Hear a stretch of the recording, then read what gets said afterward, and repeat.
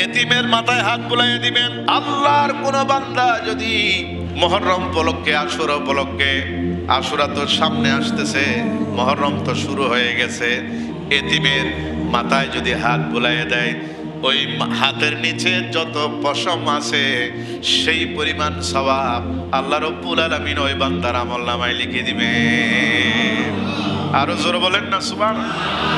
আশুরার দিন 2 রাকাত করে 4 রাকাত নামাজ পড়বেন।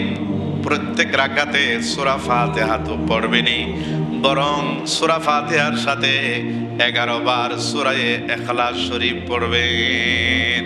সূরা ফাতিহা একবার, সূরা ইখলাস 11 বার পড়েন।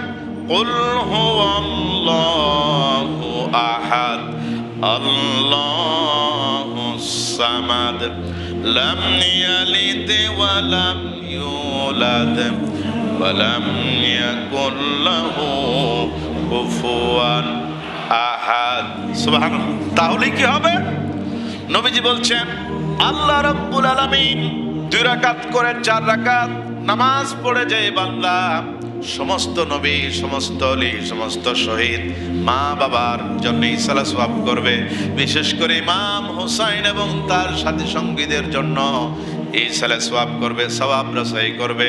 আল্লাহ পাক 50 বছরের তার গুনাহ মাফ করে দিবে। 50 বছরের গুনাহ মাফ করে দিবেন। জোরে বলেন সুবহানাল্লাহ। আল্লাহ পারেন কিনা? আরো আসতে বলেন। 50 বছরের গুনাহ মাফ করে দিবেন। সুবহানাল্লাহ।